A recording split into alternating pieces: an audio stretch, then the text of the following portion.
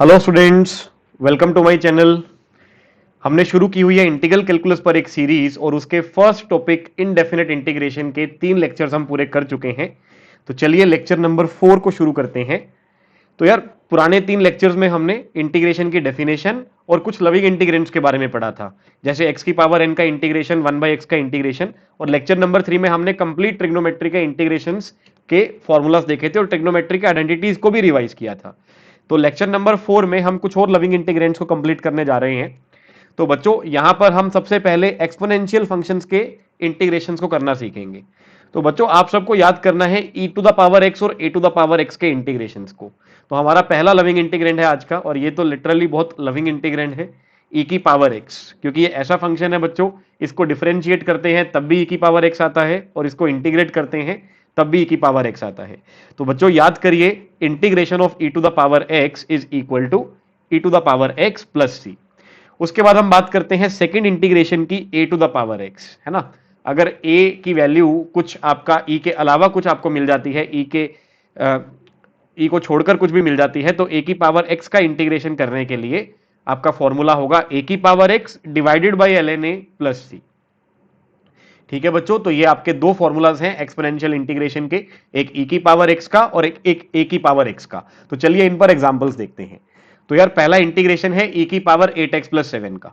तो बच्चों, lecture number 2 में मैंने आपको रूल नंबर 3 बताया था, यहां हम उसको रिवाइज कर लेते हैं कि कभी भी अगर आपको fx का इंटीग्रेशन मालूम हो कि यार gx आ जाता है, ओके, और आप x को रिप्लेस कर दें किसी लीनियर फंक्शन के साथ, आप x को रिप्लेस कर दें ax प्लस बी के साथ, तो जो नया function f of ax plus B होगा, उसका इंटीग्रेशन निकालने के लिए जो पहले इंटीग्रेशन आया था ना, उसमें भी आप x को ax प्लस बी से रिप्लेस करोगे, और इस पूरे फंक्शन को x के कॉफिशिएंट से, जिसमें आपने रिप्लेस किया है जो कि a है, उससे डिवाइड कर दोगे। ठीक है जी। तो अगर आपको fx का इंटीग्रेशन gx पता है, तो f of ax plus B का integration g of ax plus B upon a plus C होता है। तो यार, ये चीज यहां कैसे काम आएगी? बिल्कुल आ जाएगी। आपको e to the power x का इंटीग्रेशन पता है ना भाई। तो e to the power x का इंटीग्रेशन होता है e to the power x, और प्लस में c तो हम लगाते ही हैं।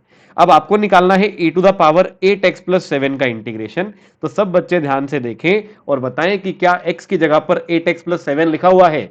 बिल्कुल। क्या x की जगह पर एक लीनियर फंक्शन लिखा हुआ है?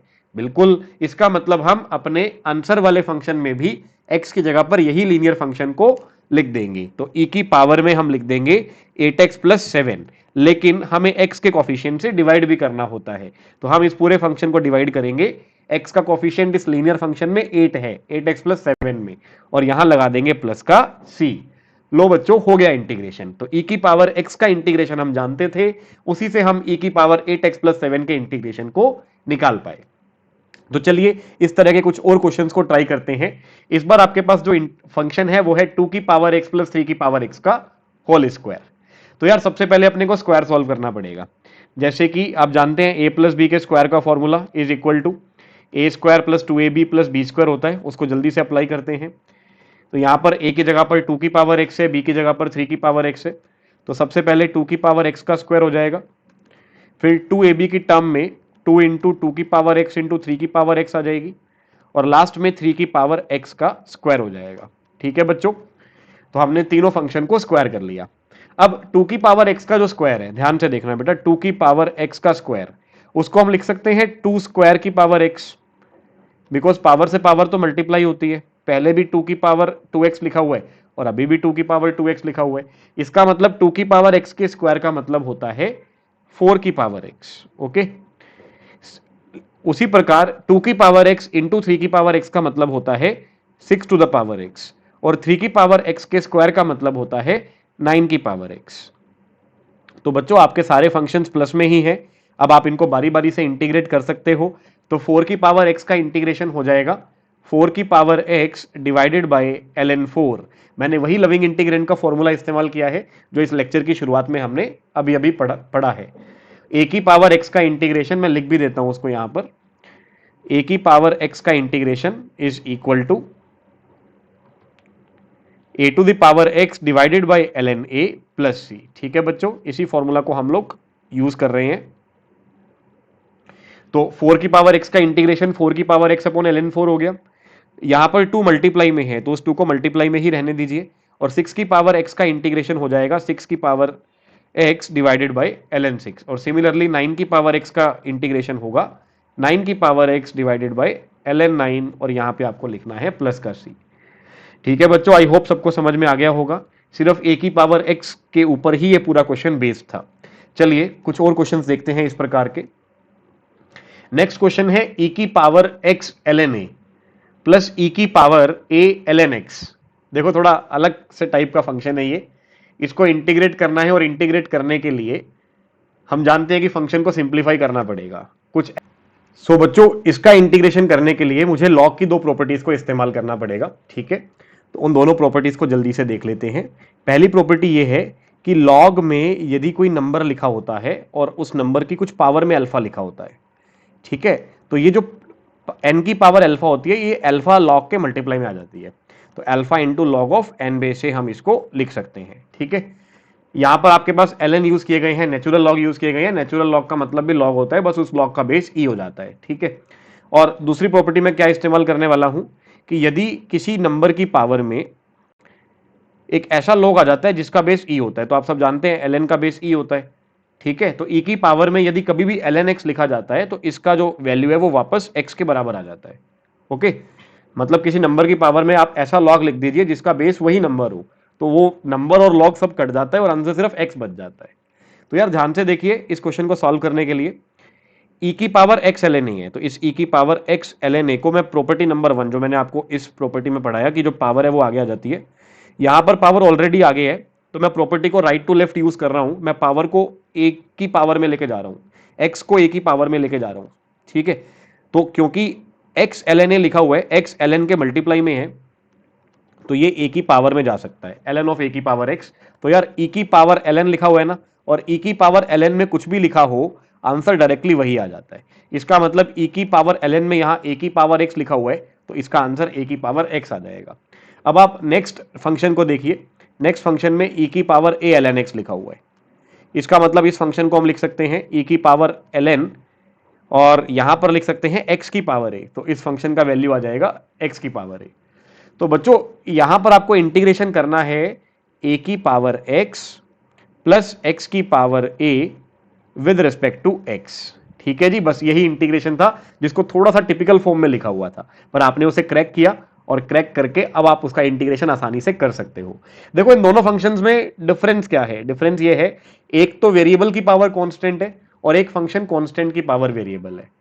ठीक है, जब वेरिएबल की पावर कांस्टेंट आता है, वेरिएबल की पावर कांस्टेंट का मतलब है x की पावर n, ये वेरिएबल की पावर कांस्टेंट है, तब तो x की पावर n वाला फॉर्मूला लग जाता है जिसका इंटीग्रेशन x की power n+1 divide by n+1 plus c होता है। और जब कांस्टेंट की पावर वेरिएबल आता है, मतलब a की पावर में x आता है, तब हमारा जो फॉर्मूला लगता है दैट इज a की power x divided by ln a plus c। तो आप सब जानते हैं यहां पर a की पावर x का मतलब है कांस्टेंट की पावर वेरिएबल, तो यहां जो फॉर्मूला लगेगा वो a की power x upon ln a हो जाएगा। और सेकंड है x की पावर a, वेरिएबल की पावर कांस्टेंट, यहां पर जो आपका इंटीग्रेशन का फॉर्मूला लगेगा वो होगा x की power a+1 divided by a+1 plus c। तो बच्चों इन तीन प्रॉपर्टीज को अच्छे से याद करो, ये इस क्वेश्चन के साथ साथ अदर क्वेश्चंस में भी आपको अच्छे से हेल्प करेंगी। ठीक है जी, आई होप सबको समझ में आ गया होगा। चलिए नेक्स्ट क्वेश्चन पर चलते हैं। e to the power 3x plus e to the power 5x divided by e to the power x plus e to the power -x। चलिए बच्चों सोचते हैं इसके बारे में। सबसे पहली बात जो यहां नजर आ रही है, ऊपर e की पावर में भी 2x का डिफरेंस है, नीचे e की पावर में भी 2x का डिफरेंस है, मतलब शायद दोनों फंक्शन एक दूसरे से हल्के से शिफ्टेड है, और कितने शिफ्टेड है इस बात का हम अंदाजा अभी लगा लेते हैं। ठीक है, अगर हम कुछ कॉमन लें e की पावर 3x प्लस e की पावर 5x में से, और इस प्रकार से कॉमन लें कि आपका जो ब्रैकेट बनेगा कॉमन लेने के बाद वो डिनोमिनेटर के जैसा ही बन जाए, क्या ये पॉसिबल है? यस ये पॉसिबल है, बिकॉज दोनों की पावर्स में सेम डिफरेंस है, और अगर दोनों की पावर में सेम डिफरेंस है इसका मतलब ऊपर वाले दोनों टर्म्स नीचे वाले दोनों टर्म्स को थोड़ा शिफ्ट करके ही लिखे गए हैं। तो बेटा कितना शिफ्ट किया गया है, वो क्वांटिटी है e की पावर 4x। आप e की पावर 4x न्यूमिरेटर में से कॉमन ले सकते हैं, या आपको थोड़ा सा भी अगर समझने में दिक्कत आती है तो आप e की पावर 4x को डिवाइड मल्टीप्लाई कर सकते हैं। आपको बहुत इजीली समझ में आ जाएगा कि हम e की पावर 4x को अगर डिवाइड मल्टीप्लाई कर देंगे, ध्यान से देखिए बच्चों, यहां पर मैं e की पावर 4x को मल्टीप्लाई करने वाला हूं एक्चुअली डिनोमिनेटर में, क्योंकि मुझे डिनोमिनेटर की पावर को बढ़ाना था यार, ठीक है। तो e की पावर 4x को जब मैं डिनोमिनेटर में मल्टीप्लाई करूंगा, ऊपर वाला एज इट इज लिख देते हैं, e की पावर 4x इंटू e की पावर 3x प्लस e की पावर 5x, और डिनोमिनेटर में e की पावर 4x को मल्टीप्लाई करूं। सबसे पहले e की पावर 4x मल्टीप्लाई हुआ e की पावर x के साथ, क्या बना भाई, e की पावर 5x, और उसके बाद e की पावर 4x मल्टीप्लाई हुआ e की पावर माइनस x के साथ, और यहां से बना e की पावर 3x। देखो बेटा, वही बात हुई ना जिसकी हम लोग अभी थोड़ी देर पहले थिंकिंग कर रहे थे। तो e की पावर 3x प्लस e की पावर 5x वाला पूरा ब्रैकेट कैंसिल हुआ, और यहां से आपको मिला सिर्फ और सिर्फ e की पावर 4x dx। तो जल्दी से याद करो, e की पावर x का इंटीग्रेशन था e की पावर x, तो e की पावर 4x का इंटीग्रेशन होगा e की power 4x divided by 4 plus का c। सो आई होप बच्चों आपको यहां तक सब समझ में आ गया होगा। तो अब हम चलते हैं कुछ और लविंग इंटीग्रेंट्स पे। तो डिफरेंशियल कैलकुलस में हमने इनवर्स ट्रिग्नोमेट्रिक के डिफरेंशिएशंस भी याद किए थे, है ना, और उनके अगर आप रिवर्स प्रोसेसेस को देखेंगे तो उन फंक्शन के इंटीग्रेशन करने पर आपको वापस वही इनवर्स ट्रिग्नोमेट्रिक फंक्शन मिल जाएंगे, और वो भी इंटीग्रेशन में हमारे स्टैंडर्ड फॉर्मूलाज की तरह काम करते हैं। तो जल्दी से पहले इनवर्स ट्रिग्नोमेट्रिक फंक्शन के डेरिवेटिव्स देखते हैं, और फिर उन डेरिवेटिव्स को इंटीग्रेशन के फॉर्मूलाज में कन्वर्ट कर देते हैं। तो बच्चों याद करो, आप सबने साइन इनवर्स एक्स का डेरिवेटिव क्या पढ़ा हुआ है? तो हमने साइन इनवर्स एक्स का डेरिवेटिव पढ़ा था 1 upon square root of 1 minus X square. तो आप सब जानते हैं कि अब मैं इस फॉर्मूला को रिवर्स प्रोसेस में याद कराने वाला हूं आपको, कि अगर आप 1 upon root 1 minus X square का इंटीग्रेशन करोगे, है ना, तो आपको आंसर मिलेगा साइन इनवर्स एक्स। ठीक है, तो हर डेरिवेटिव के फॉर्मूला को हम इंटीग्रेशन के एक फॉर्मूला में कन्वर्ट कर सकते हैं। इसी के साथ साथ अगर आप कॉस इनवर्स एक्स का integration, sorry cos inverse X का अगर आप डेरिवेटिव याद करते तो इसका आंसर आता -1 upon under root 1 minus X square. तो देखो यार, दोनों फंक्शन सेम आ रहे हैं, है ना, मतलब अगर आप 1 upon root 1 minus X square का इंटीग्रेशन करोगे तो साइन इनवर्स एक्स आना चाहिए, और अगर आप -1 upon root 1 minus X square का इंटीग्रेशन करोगे तो कॉस इनवर्स एक्स आना चाहिए। हालांकि आप किसी एक ही इंटीग्रेशन के दोनों फॉर्मूलाज भी बना सकते हो। जैसे अगर मैं इस फंक्शन को इंटीग्रेट करूं तो आंसर क्या आना चाहिए, sine inverse X plus C आना चाहिए, करेक्ट, क्योंकि साइन इनवर्स एक्स का derivative 1 upon root 1 minus X square होता है। ठीक है, लेकिन इसी का इंटीग्रेशन हम लोग negative cos inverse X plus C भी लिख सकते हैं, क्योंकि कॉस इनवर्स एक्स का डेरिवेटिव आपका 1 अपॉन 1 माइनस एक्स स्क्वायर के रूट का नेगेटिव होता है। तो इसके दोनों इंटीग्रेशन सही है। अब आप ये बात सोच रहे हैं सर दोनों इंटीग्रेशन कैसे सही है? तो बच्चों इंटीग्रेशन की तो इनफाइनाइट वैल्यूज पॉसिबल होती हैं, जो कि हम इस सी को एडजस्ट करके एक दूसरे से ऑब्टेन कर सकते हैं। तो क्या ये दोनों फंक्शन सी को एडजस्ट करके एक दूसरे में कन्वर्ट हो जाएंगे? बिल्कुल हो जाएंगे। हम साइन इनवर्स एक्स को लिख सकते हैं π/2 माइनस कॉस इनवर्स एक्स, और अब आप जानते हैं यार कि π/2 और सी दोनों कॉन्स्टेंट्स ही तो हैं। तो अगर हम π/2 और सी को मिलाकर एक नया कॉन्स्टेंट बना दें जिसका नाम कुछ सी डैश रख दें, तो आपका answer negative cos inverse X plus C आ ही जाएगा। तो यार इसीलिए आपके इस इंटीग्रेशन के दो आंसर्स आपको याद रखने हैं। जेई मेंस जेई एडवांस में ऑप्शन में आपको कोई भी फंक्शन दिया जा सकता है। तो 1 upon root 1 minus X square के लिए आपको sine inverse X plus C भी याद रखना है, और negative cos inverse X plus C भी याद रखना है। ठीक है, ये हुआ आपका पहला इनवर्स ट्रिग्नोमेट्रिक फंक्शन। इसके बाद हम बात करते हैं tan इनवर्स एक्स के डेरिवेटिव की। tan इनवर्स एक्स का डेरिवेटिव हमने याद किया है 1 अपॉन 1 प्लस एक्स स्क्वायर। ठीक है जी, ये इसका डिफरेंशिएशन आया करता था, और अब हम इसको इंटीग्रेट करेंगे। अब हम इंटीग्रेट करेंगे 1 अपॉन 1 प्लस एक्स स्क्वायर को, तो इसके भी दो आंसर्स आएंगे। इसका पहला आंसर होगा tan inverse X plus C, या फिर हम इसको लिख सकते हैं negative cot inverse X plus C. Okay, और इसी प्रकार तीसरा जो हमारा इंटीग्रेशन बनेगा वो बनेगा सीकेंड के लिए या फिर कोसिकेंड के लिए। तो उसके लिए पहले हम लोग डिफरेंशिएशन देख लेते हैं। तो सीकेंड इनवर्स एक्स का जो डेरिवेटिव होता है वो होता है 1 upon X into square root of X square minus 1, actually mod X into square root of X square minus 1। तो अगर आप इस फंक्शन का इंटीग्रेशन करेंगे तो आपको आंसर या तो सीकेंड इनवर्स एक्स मिलेगा या फिर नेगेटिव कोसेकेंड इनवर्स x मिल जाएगा। तो चलिए इन सभी को हम एक लिस्ट बना के लिख लेते हैं, सभी लविंग इंटीग्रेंट्स को नोट डाउन कर लेते हैं। तो बच्चों पहला लविंग इंटीग्रेंट था 1/√1 माइनस एक्स स्क्वायर का, जिसका आंसर आया sine inverse x plus C. Okay, second आपका जो इंटीग्रेंड है that is 1/1 plus X square, जिसका इंटीग्रेशन करोगे तो आपको मिलेगा tan inverse x plus C. तीसरा इंटीग्रेंड है 1/mod x into square root of X square minus 1, जिसका इंटीग्रेशन आपको मिलेगा second inverse x plus C. आप सब जानते हैं कि इनके एक एक इंटीग्रेशन और भी पॉसिबल है, जैसे साइन इनवर्स x को आप लिख सकते हो π/2 माइनस कॉस इनवर्स x, और π/2 सी के साथ मिल जाएगा, और minus cos inverse x plus C आपका इंटीग्रेशन आ जाएगा। इसी प्रकार इस फंक्शन का इंटीग्रेशन भी negative cot inverse x plus C लिखा जा सकता है, और इस फंक्शन का इंटीग्रेशन भी negative cosecant inverse x plus C लिखा जा सकता है। ठीक है बच्चों, इसी के साथ साथ इन्हीं फंक्शन के इंटीग्रेशंस आपको एक छोटे से चेंज के साथ और याद करने हैं, और वो चेंज ये है कि आपको जहां जहां पर 1 दिखाई दे रहा है, डिनोमिनेटर की बात कर रहा हूं, जहां जहां पर आपको 1 दिखाई दे रहा है, अगर वहां पर ए स्क्वायर आ जाए तो भाई पहला इंटीग्रेशन ध्यान से देखिए, 1/√a² माइनस एक्स स्क्वायर। ठीक है, A square minus X square, तो यहां पर आपका इंटीग्रेशन हो जाता है sine inverse of x upon A. मतलब जो भी यहां पर नंबर लिखा होगा ए स्क्वायर, हम उसका रूट कर लेंगे तो ए आ जाएगा, और उस ए को हम इस x के डिवाइड में लिख देंगे।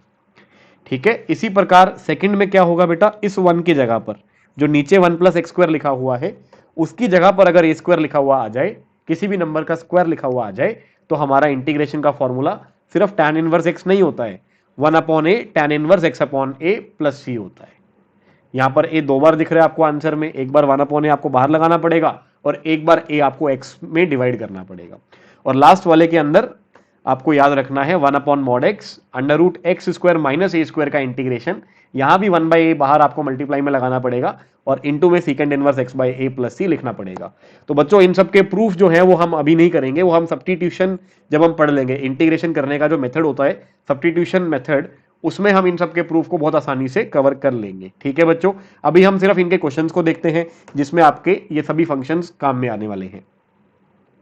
तो पहला बन रहा है dx अपॉन 4 माइनस 9x² का स्क्वायर रूट। तो यार ये किसके जैसा है, फॉर्मूला नंबर 1 2 3 तीनों याद कर लो। फर्स्ट वाले में था 1/√1 माइनस एक्स स्क्वायर, सेकंड वाले में 1/1 प्लस एक्स स्क्वायर, थर्ड वाले में 1/x √x² माइनस 1। तो ये आपको दिखेगा फर्स्ट वाले की तरह, लेकिन यार फर्स्ट वाले में भी लास्ट में सिर्फ एक्स स्क्वायर था, 9 तो नहीं था। तो यहां पर आप एक छोटा सा काम कर सकते हो कि 9 को कॉमन ले सकते हो। ठीक है, अगर आप 9 कॉमन ले लेंगे इस पूरे फंक्शन में से, तो यहां पर आपको मिलेगा 9 multiplied with 4/9 minus X square, यही मिलेगा ना।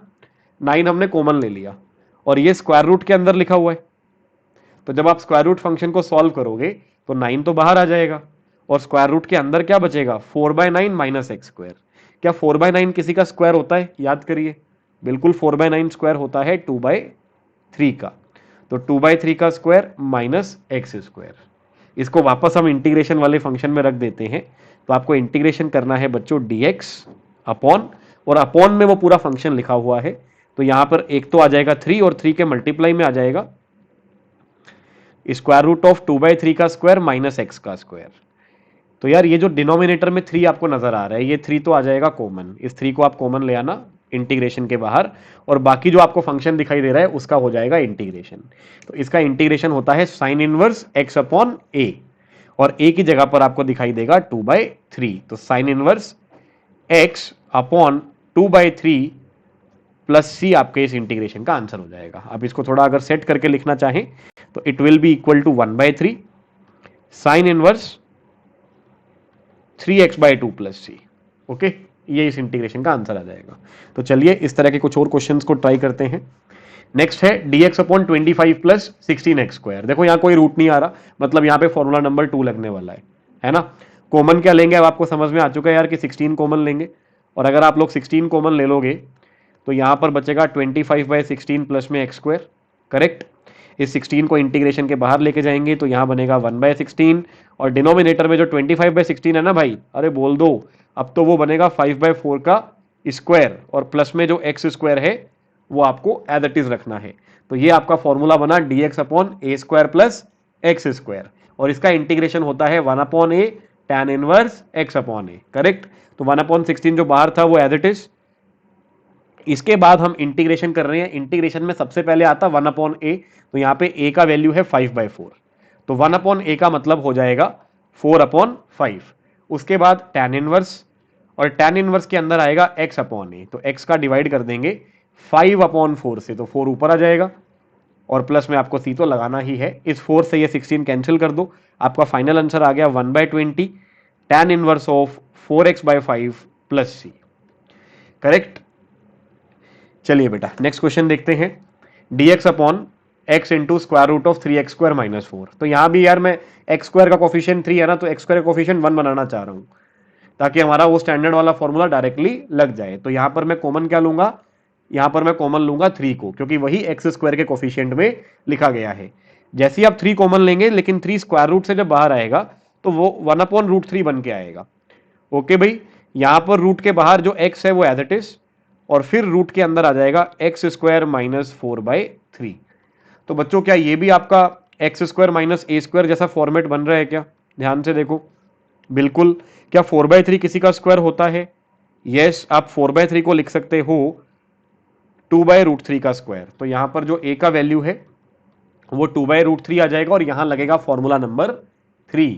फॉर्मूला नंबर 3 1/√3 तो एज इट इज बेटा। फॉर्मूला नंबर 3 की शुरुआत थी 1/a second inverse x upon A, तो सबसे पहले लिखना है 1/a, a का उल्टा कर दीजिए, a का वैल्यू 2/√3 है, तो यहाँ पे √3/2 आ जाएगा, और फिर सीकेंड इनवर्स x अपॉन ए, और x अपॉन ए का मतलब होगा, सबसे पहले x लिखा, और अपॉन में अगर आपको a लिखना है तो अपॉन में 2/√3 लिखा जाएगा, जो कि सिंप्लीफाई होने के बाद √3/2, और यहां पे प्लस का c, √3 कैंसिल हो गया। Final answer for this question is 1/2 सीकेंड inverse √3 x/2 plus c। ठीक है बच्चों, तो ये आपके तीनों ही फॉर्मूलाज मैंने एक एक बार बड़े सिंपल से क्वेश्चन की सहायता से आपके सामने रख दिए हैं। ठीक है, इन सारे फॉर्मूलाज को याद करिए, और आगे कुछ ट्रिकी क्वेश्चंस जो हैं उनको हम सॉल्व करने की कोशिश करते हैं। तो यार यहां पर आपको मैनिपुलेशंस करनी पड़ेंगी कि किस तरह हम क्वेश्चन को कन्वर्ट करें उस फॉर्मेट में जो फॉर्मेट हमने सीखा हुआ है, जिसके इंटीग्रेशन हमने याद किए हुए हैं। तो यहां पर आपको दिखाई दे रहा है 2 + 3x² और अपॉन में दिखाई दे रहा है x² इंटू 1 + x²। तो यार एक लेक्चर नंबर 1 में भी और लेक्चर नंबर 2 में भी हमने कुछ ऐसी इस तरह की बातें की थी कि कुछ ना कुछ करके न्यूमिनेटर को या तो डिनोमिनेटर में जो फैक्टर्स हैं उनके एडिशन में लिखा जाए, या डिनोमिनेटर में जो फैक्टर्स हैं उनके सब्ट्रैक्शन में लिखा जाए। ऐसा करने से आपका जो क्वेश्चन है वो प्लस में, एडिशन में सेपरेट हो जाता है, या सब्ट्रैक्शन में सेपरेट हो जाता है। तो हम कोशिश क्या करेंगे, न्यूमिनेटर को डिनोमिनेटर के दोनों फैक्टर्स के फॉर्म में लिखने की। तो बेटा पहला फैक्टर क्या है डिनोमिनेटर का, x², और दूसरा फैक्टर क्या है 1 + x²।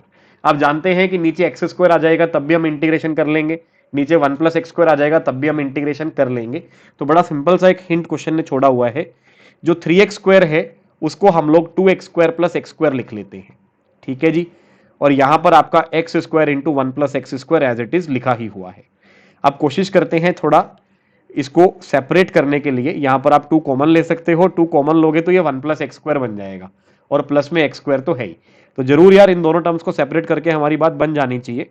इन दोनों टर्म्स को सेपरेट किया, दोनों के ही नीचे मैंने x² इंटू 1 + x² को नोट डाउन कर लिया, और मल्टीप्लाई में dx, जो दोनों फंक्शंस के लिए है। तो ध्यान से देखो, क्या यहां पर 1 + x² कैंसिल हुए, और सेकंड फंक्शन में क्या x² कैंसिल हुए, और इसी के साथ हमारा जो इंटीग्रेंड है वो एक ऐसी फॉर्म में कन्वर्ट हो गया जिस फॉर्म का इंटीग्रेशन हमने डायरेक्टली याद कर रखा है। जैसे जो पहला इंटीग्रेशन है वो 2/x² का है, 2 बाहर निकाल लेंगे तो वो dx/x² का है, और दूसरा इंटीग्रेशन dx अपॉन 1 + x² का है। तो बच्चों दोनों ही लविंग इंटीग्रेंड्स हैं। पहले फंक्शन का इंटीग्रेशन हमने लेक्चर नंबर 1 में स्टैंडर्ड तौर पे याद किया था, 1/x² का इंटीग्रेशन होता है -1/x, और सेकंड फंक्शन का इंटीग्रेशन 1/1 + x² का इंटीग्रेशन हमने आज ही याद किया, tan इनवर्स x + c होता है। तो ये है इस क्वेश्चन का फाइनल इंटीग्रेशन। ओके स्टूडेंट्स, चलिए इस तरह के कुछ और क्वेश्चंस देखते हैं। अब जैसे कि आप सारी बात समझ चुके हैं, इस क्वेश्चन को खुद से भी ट्राई आपको करना चाहिए। मैं इसका सॉल्यूशन डायरेक्टली लिख रहा हूं, मैं इसको समझाना शुरू कर रहा हूं, तो जिन जिन बच्चों को खुद से स्टार्ट करना है वो वीडियो को पोस्ट करिए, लेक्चर को पोस्ट करिए, और एक बार खुद से ट्राई करिए।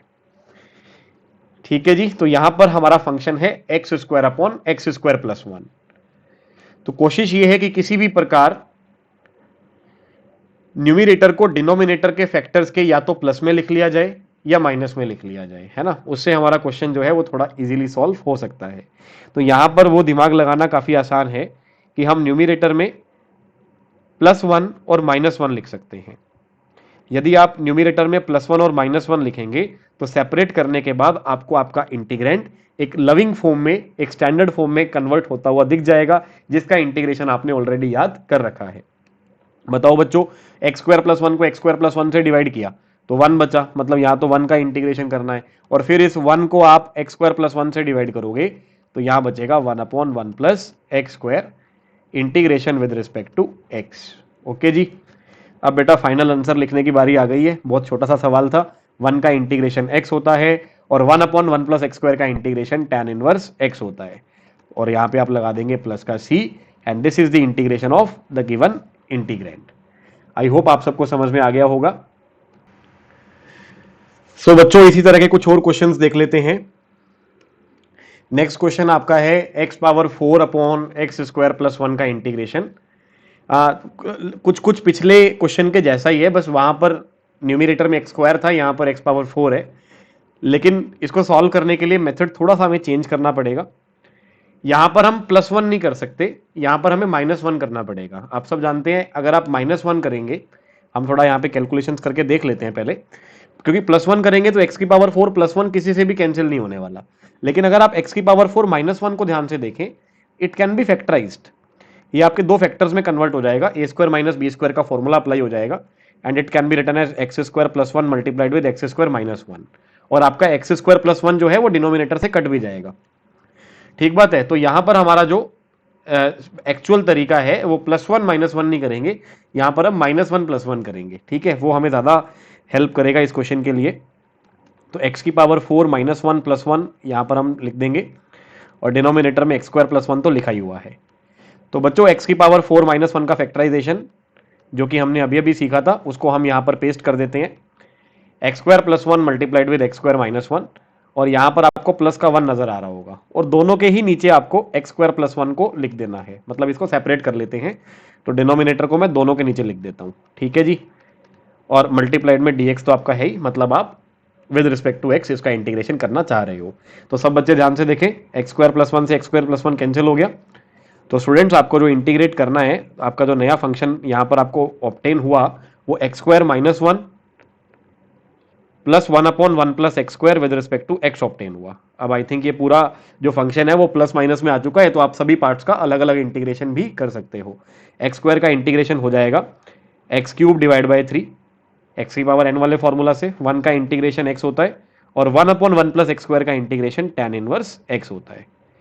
ठीक है जी, तो ये हुआ आपके इस क्वेश्चन का इंटीग्रेशन। ठीक है भी, है ना आसान क्वेश्चंस। तो भाई आपको सिर्फ मैनिपुलेशंस करनी है ताकि आप अपने फंक्शन को कुछ ऐसे फंक्शन में कन्वर्ट कर सको जिसका इंटीग्रेशन तुम्हें याद है। तो चलिए नेक्स्ट क्वेश्चन पर चलते हैं। तो बच्चों, ये क्वेश्चन है x² + cos² upon x² + 1 into cosecant² x। आप इस पैटर्न से तो बखूबी परिचित हो चुके हैं कि डिनोमिनेटर में x² + 1 है, तो कहीं ना कहीं हम इसको tan इनवर्स x की तरफ तो लेके जाएंगे ही, जैसा कि हमने पिछले 2-3 क्वेश्चंस में किया। लेकिन यहां पर कुछ ट्रिग्नोमेट्रिक फंक्शंस भी आ गए हैं, तो यहां पर हम क्या कर सकते हैं, यहां पर सबसे बढ़िया जो मेथड इसमें लगेगा दैट इज हम cos² x को लिख सकते हैं 1 - sin² x। अब ये क्यों लिख सकते हैं, एक बार आप खुद भी सोचिए, वीडियो पोस्ट करके भी सोचिए, ऐसा लिखने का क्या बेनिफिट हो सकता है cos² x को 1 - sin² x से रिप्लेस करके। बिकॉज यहां पे आपको 1 भी मिल जाता है और यहां पे आपको sin² x भी मिल जाता है। यदि आप x² + 1 को देखेंगे तो इसको सेपरेट करोगे तो आपका x² + 1 से ये कैंसिल हो जाएगा, और अगर आप sin² x को ध्यान से देखोगे तो ये cosecant² x से मल्टीप्लाई होकर कट जाएगा, दोनों बातें। ठीक है, तो चलिए भाई इसको सॉल्व करते हैं। हमने cos² x की जगह पर 1 - sin² x लिख दिया है और पूरे इंटीग्रेशन को एज इट इज कॉपी भी कर लिया है। अब यहां पर हम क्या करने वाले हैं, हम करने वाले हैं इस ब्रैकेट के दोनों टर्म्स को सेपरेट। पहला टर्म x² + 1 और दूसरा टर्म नेगेटिव sin² x, दोनों के ही अपॉन में हम x² + 1 को लिखेंगे, डिनोमिनेटर से डिवाइड करेंगे, और इसका इंटू हो जाएगा cosecant² x के साथ integration with respect to x। तो बच्चों ध्यान से देखो, यहां एक्स स्क्वायर प्लस वन से X square plus one cut गया, ठीक है जी। तो आपके इंटीग्रेशन में क्या बना, इस ब्रैकेट में बना वन माइनस, यहां पर बना sine square x divide by x square plus one, और यहां पर बन गया कोसिकेंट स्क्वायर एक्स। अब इस ब्रैकेट को ओपन कर देते हैं, मल्टीप्लाई कर लेते हैं। तो यार जब आप वन को कोसिकेंट स्क्वायर एक्स से मल्टीप्लाई करोगे तो यहां पर बनेगा सिर्फ कोसिकेंट स्क्वायर एक्स, और जब आप इस साइन स्क्वायर एक्स वाली टर्म को कोसिकेंट स्क्वायर एक्स वाली टर्म से मल्टीप्लाई करोगे तो साइन एक्स और कोसेक एक्स एक दूसरे के रेसिप्रोकल होते हैं। तो साइन स्क्वायर एक्स और कोसिकेंट स्क्वायर एक्स को मल्टीप्लाई करने से ये दोनों कट जाएंगे, और यहां पे मिलेगा minus one upon X square plus one into D X. ठीक है, कोसिकेंट स्क्वायर एक्स का integration standard formula loving integrand minus cot X होता है, और one upon X square plus one का इंटीग्रेशन भी standard formula negative tan inverse X होता है। तो final answer of this integration is negative cot X plus negative tan inverse X plus C. Okay बच्चों, तो चलिए भाई नेक्स्ट क्वेश्चन, लास्ट क्वेश्चन इस टॉपिक पर देख लेते हैं। dx upon X square minus four X plus four into x square minus four X plus five. यहां पर भी आपका वही पैटर्न काम कर जाएगा। यदि डिनोमिनेटर में दो ब्रैकेट का मल्टीप्लाई दे रखा है तो हम कुछ ना कुछ कोशिश ऐसी करते हैं कि ऊपर या तो उन दोनों का प्लस बन जाए या फिर उन दोनों का माइनस बन जाए। तो यहां पर आप देख सकते हैं कि इन दोनों ब्रैकेट का डिफरेंस जो है ना वो वन है, और न्यूमिनेटर में वन तो हम कभी भी लिख सकते हैं। तो यार सेकंड ब्रैकेट में से अगर फर्स्ट ब्रैकेट को माइनस कर लिया जाए, x square minus four X plus five में से X square minus four X plus four को यदि सब्ट्रैक्ट कर लिया जाए तो वन आ जाएगा, और उस वन को हम न्यूमिनेटर में आसानी से लिख भी सकते हैं। ठीक है जी, वन तो आप न्यूमिनेटर में सपोज कर सकते हो। और अब हम करेंगे इसको सेपरेट। बेनिफिट क्या हुआ कि न्यूमिनेटर इन दोनों ही ब्रैकेट्स के डिफरेंस में कन्वर्ट हो गया। ठीक बात। अगर आप इनको सेपरेट करते हो तो सबसे पहला जो पार्ट बनता है X square minus four X plus five के नीचे ये पूरा टर्म आ जाएगा, लेकिन X square minus four X plus five से X square minus four X plus five से कैंसिल हो जाएगा। तो यहां पर आप इंटीग्रेशन करेंगे dx upon X square minus four X plus four का। उसके बाद माइनस का साइन है, फिर जब सेकंड पार्ट को लिखेंगे तो x square minus four X plus four के अपॉन में दोनों ब्रैकेट आ जाएंगे, तो x square minus four X plus four तो कैंसिल हो जाएगा। तो dx के अपॉन में सिर्फ क्या बनेगा, एक्स स्क्वायर माइनस का फोर एक्स प्लस का फाइव। ठीक है जी, तो ये आपको दो अलग अलग इंटीग्रेशंस करने हैं। अब यार इन इंटीग्रेशंस को करने के लिए ध्यान से देखिए, फर्स्ट जो आपका डिनोमिनेटर है उन तीनों टर्म्स को आप जब मिला के देखोगे तो वो एक परफेक्ट स्क्वायर है, वो एक पूरा पूरा स्क्वायर बन रहा है, और वो किसका स्क्वायर है, वो x माइनस टू का होल स्क्वायर है।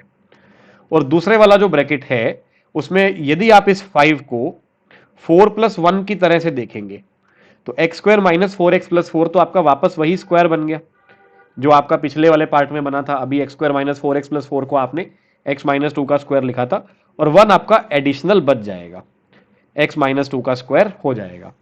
अब ध्यान दो कि यहां पर x की जगह पर एक लीनियर फंक्शन ने उसकी जगह ले ली है।